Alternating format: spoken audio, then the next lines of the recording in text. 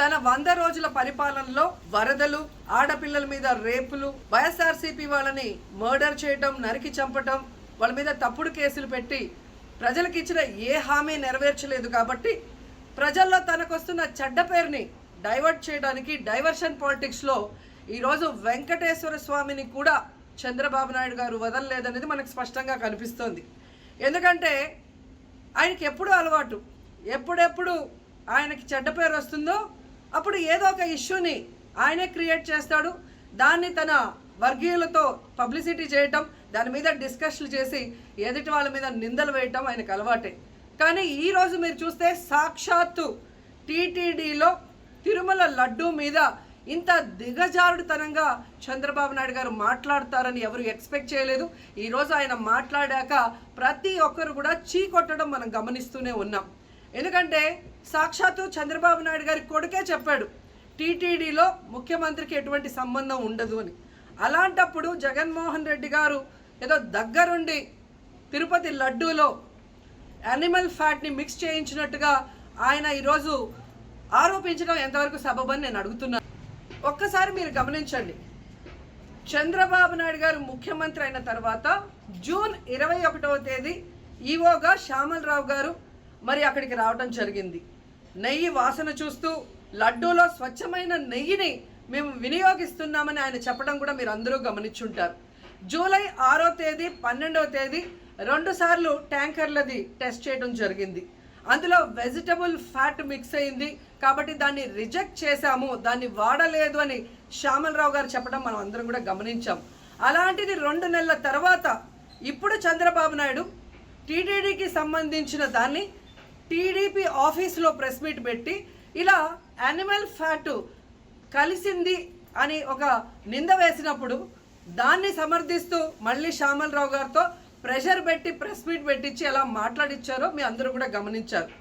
సాక్షాత్తు నారా లోకేష్ గారే చెప్పారు టీటీడీతో ముఖ్యమంత్రికి సంబంధం లేదు అని. అలాంటప్పుడు జగన్ గారి మీద ఎలా నిందలేస్తారని నేను అడుగుతున్నా. ఈరోజు మీ ప్రభుత్వంలో మీ ఈవో ఉండగా మీరు టెస్టింగ్ చేసిన మిల్క్లో వెజిటబుల్ ఫ్యాటా ఇంకో ఫ్యాటా ఉంటే దానికి బాధ్యత ఎవరు? శ్యామలరావు గారా, లేదా ప్రభుత్వంలో ఉన్న చంద్రబాబు నాయుడు గారా, లేదా ఎవరు టీటీడీ బోర్డులో ఉన్న మెంబర్సా?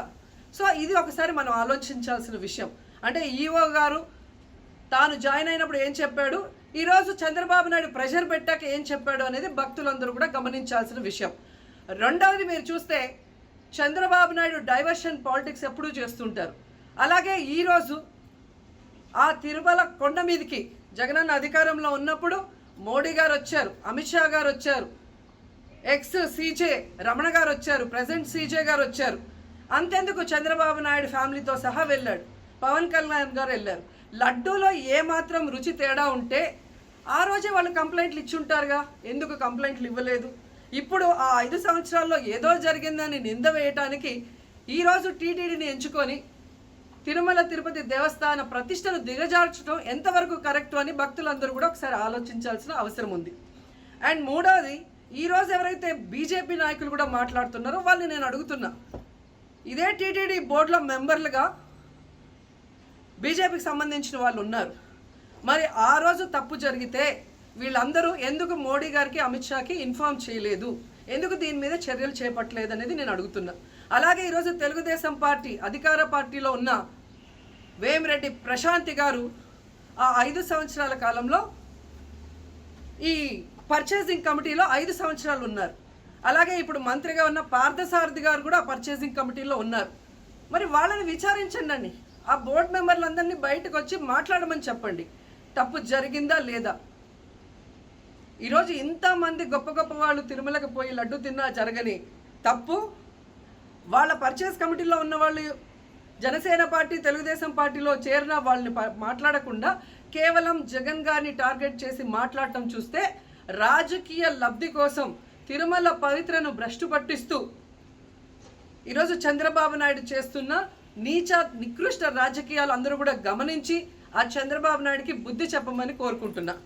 ఇక ఫైనల్గా తనని ఎవరూ నమ్మరు అనుకున్నప్పుడు పవన్ కళ్యాణ్ గారిని ఫ్రేమ్లోకి తీసుకురావడం చూస్తున్నాం. ఇది కూడా మనం అందరూ కూడా గమనించాలి. ఎందుకంటే ప్రాయశ్చిత్త దీక్ష చేస్తున్నానని పవన్ కళ్యాణ్ అంటున్నారు. ప్రాయశ్చిత్త దీక్ష ఎవరు చేస్తారు? తప్పు చేసిన వాళ్ళు చేస్తారు. అంటే చంద్రబాబు నాయుడు తప్పు చేశాడు, ఇది అబద్ధం, ఈ లడ్డూలో కల్తీ జరగలేదు, ఇది నాకెక్కడొచ్చి ఆ పాపం చుట్టుకుంటుందన్న భయంతో పవన్ కళ్యాణ్ ప్రాయశ్చిత్త దీక్ష చేస్తున్నారనేది ఈరోజు మాకు అందరికీ అర్థమవుతున్న విషయం. ఎందుకంటే ఈ రాష్ట్రంలో తిరుమల కొండ మీద 1000 కాళ్ళ మండపాన్ని కొట్టేసింది చంద్రబాబు నాయుడు. దుర్గా గుడిలో క్షుద్ర పూజలు చేయించింది చంద్రబాబు నాయుడు. విజయవాడలో 25కు పైగా పవిత్రమైన దేవాలయాల్ని కూర్చింది చంద్రబాబు నాయుడు. పూజల్లో బూట్లు వేసుకొని పూజలు చేస్తూ అన్ని తొక్కేసింది చంద్రబాబు నాయుడు గారు. ఇలాంటి చంద్రబాబు నాయుడు కోసం ఎన్ని ప్రాయశ్చిత్త దీక్షలు చేసినా ఆయనైతే దేవుడు క్షమించడు, అలాగే హిందువులు కూడా చంద్రబాబు నాయుడిని క్షమించరు. ఆ పాపం నుంచి తప్పించుకోవడానికి పవన్ కళ్యాణ్ చేస్తున్న ఈ 11 రోజుల ప్రాయశ్చిత్త దీక్ష పవన్ కళ్యాణ్కి మాత్రమే పనికొస్తుంది. కాబట్టి ఇకనైనా తిరుమల తిరుపతి దేవస్థానాన్ని అడ్డం పెట్టుకొని జగనన్న మీద దుమ్మెత్తి పోసే కార్యక్రమాల్లో ప్రతిష్టగా దిగజారిస్తే తిరుపతి అమ్మాయిగా నేను ఊరుకునేది లేదని కూడా ఈ సందర్భంగా తెలియజేసుకుంటున్నాను.